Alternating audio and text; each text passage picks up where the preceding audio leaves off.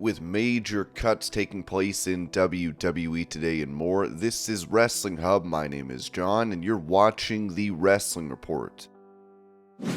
Before we get into the rest of the video, make sure you subscribe to Wrestling Hub and turn on all notifications to stay up to date with everything in the world of pro wrestling. Also, don't forget to follow us on Instagram at Wrestling Hub Official and follow us on Twitter at Wrestling_Hub.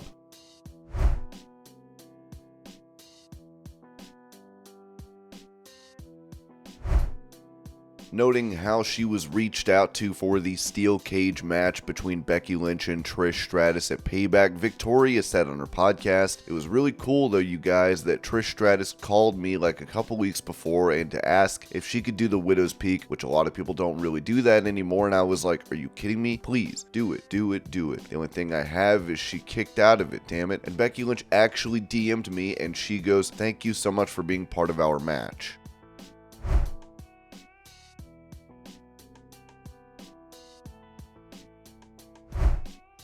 Mentioning the possibility of Bryan Danielson's in-ring career coming to an end, Jon Moxley told Cincinnati ESPN 1530, "I find it hard to imagine a world where a healthy Bryan Danielson stops wrestling at all, but I definitely feel like he's 100% serious saying he wants to wind it down and not be wrestling as frequently, on the road and being away from his kids every week. I 100% buy that, it's true. I find it hard to imagine him actively being for sure he's never going to wrestle again. I find that hard to imagine, not saying it couldn't happen."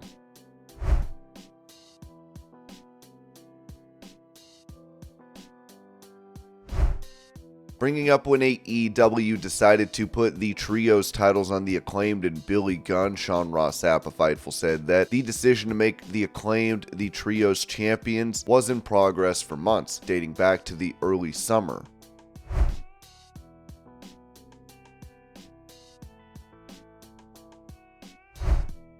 Touching on AEW's current landscape, Eric Bischoff said this on his 83 Weeks podcast about making a future appearance for the company. "I've been talking you through it for the last year and a half, and every time I do, it's like, oh, he's the old man screaming at the clouds. He's just jealous because Tony Khan won't hire him. First of all, I wouldn't take a job right now. Well, I won't say for any amount of money because, look, we all know I'm a whore, but realistically, I wouldn't want to be anywhere near that clown car. And the reason for that is because there is a failure to recognize what's wrong. It's simple, it's story, and it's legitimate story. Not what a wrestling fan thinks is a story, or unfortunately what a lot of the talent in the ring referred to as a story. Just because you've wrestled in the past and have quote-unquote history does not mean you have a story. A story is a well-defined arc with plot points that happen along the way in a very precise manner so that they peak at certain points within that arc, and they dovetail into other stories within the context of wrestling that are going on. That's what WWE is doing. The schematic is right in front of you. It's the inability to recognize it that is what's causing this issue. I've been saying it for a year and a half. When I first started saying it, I think it was in October or November, almost 2 years ago now.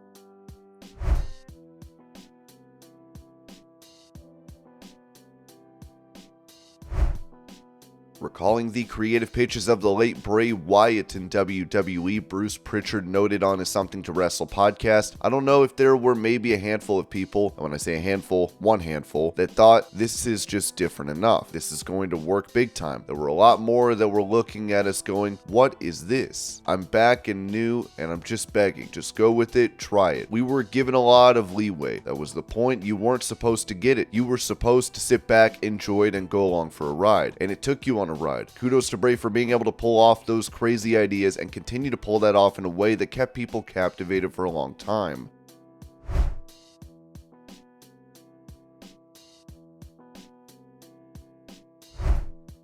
With it reported that Matt Riddle is expected to return to Raw next week following his incident with security at JFK Airport, Jim Cornette had this to say about it on his podcast. "Maybe he just needs to get his shit together. Maybe the dull-witted, hey bro thing is not him working. Maybe he's just dull-witted and doesn't think before he does anything in a public space. Maybe he could just take a little break, come back, and regather his thoughts."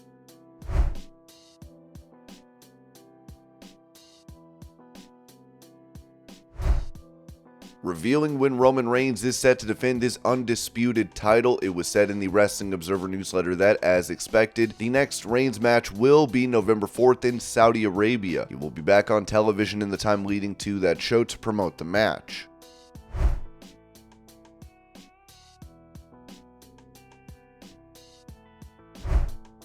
For more details on Jade Cargill seemingly departing AEW and possibly joining WWE, the Wrestling Observer newsletter noted that one person in WWE described this as coming out of the blue, but that they do expect her to be coming in. There are several factors involved here, including money. Cargill was probably protected more in AEW than she would be in WWE, but that's not to be sure.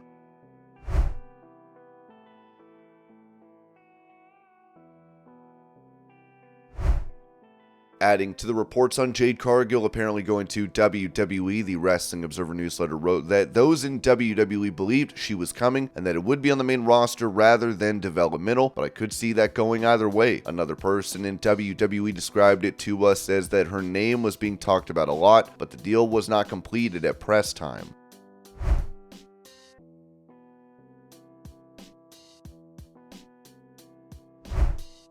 Reacting to the possibility of Jade Cargill heading to WWE, Eric Bischoff said on a Strictly Business podcast, happy for her if it's true, happy for WWE if it's true. I say if it's true because every report I've read so far, and there's only been a handful because it's relatively new information, is being reported. It's not confirmed, it's just being reported. Let's just see. Jade, maybe I've met her, but I don't know her at all. I don't think I've ever had a real conversation with her. This would be an absolutely amazing opportunity for her. It's a risk, there's no doubt it will be a risk for her, because she's walking into an environment she's still relatively green, right? She's been around for just a few years in an early stage company, meaning it's not a touring company. There's not 4 or 5 nights on the road. It's not the same kind of workload as WWE. There's going to be a major transition there, but if she's a young woman that's confident in herself, and I believe her to be just following her on social media, if she's got the confidence and the determination, this could be massive for her. It could set her up for her life. As far as AEW goes, it's hard to say. Why was she even in this position? Why was she able to negotiate? There may be a good reason for it. There may be a bad reason for it. We don't know, and it's hard to speculate on things you don't know. I would imagine with all of the other news floating around, Tony Khan doesn't really need one more negative dirt sheet news story. It's unfortunate for AEW, but hey, life goes on. Who knows? Edge could be in AEW by this time tomorrow.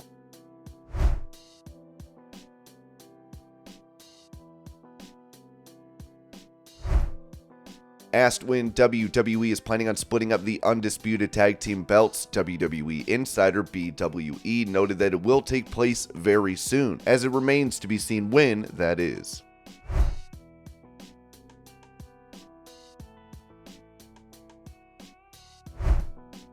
Given the merger between WWE and UFC, many expected layoffs and cuts are to be made, as WWE President Nick Khan said this to staff in an email. Hi all, as a part of WWE's transition into the newly formed TKO Group Holdings, we are evaluating our existing operations and systems to identify potential synergies across the business. This effort includes workforce reductions, which will take place tomorrow. Those whose roles have been impacted will be notified by our human resources team, who will share the details of their severance package. We are asking that everyone work remotely Friday, September 15th, so we can ensure all conversations are held privately and respectfully. We'll send out a company-wide email once all of tomorrow's conversations have happened. Our company is home to the most talented, creative, and hardworking employees in the world. WWE is a special place, which makes moments like this difficult. Just know that we have nothing but gratitude and admiration for everyone we have had the privilege to work alongside. Thank you for all your contributions and dedication, Nick Khan.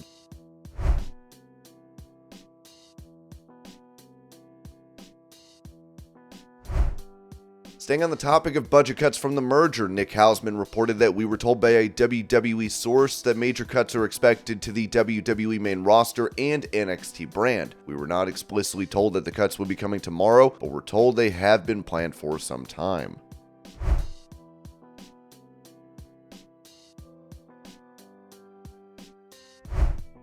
When it comes to the number of people being laid off today by WWE, Ringside News said WWE and UFC's merger is now complete, and TKO Holdings Group intends on cutting costs. They have a number in mind, and it will take a lot of hard decisions to reach that desired $50 million to $100 million goal. Ringside News previously reported that Jamie Horowitz has been released from WWE. He previously held the role of Executive Vice President of Development and Digital. WWE also fired Head of Marketing Catherine Newman from her position today. A Amanda Bloom also joined that list of firings later on. The podcasting and WWE Network departments were hit significantly. Word going around is that WWE is firing around 40 to 50 people today. That number could be higher when everything is said and done, PW Insider added. The latest on the WWE layoffs is that we have heard both the WWE Network and podcasting divisions have been hit with employees being let go, but we haven't confirmed who or how many from those areas.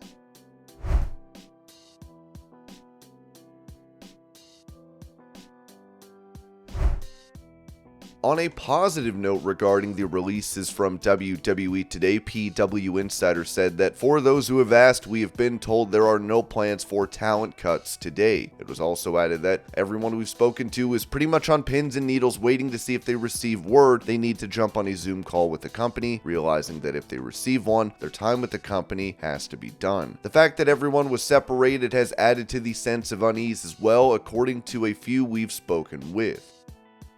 And this was your pro wrestling news update. I hope you're all having a great day. Thank you so much for watching, and I'll see y'all later.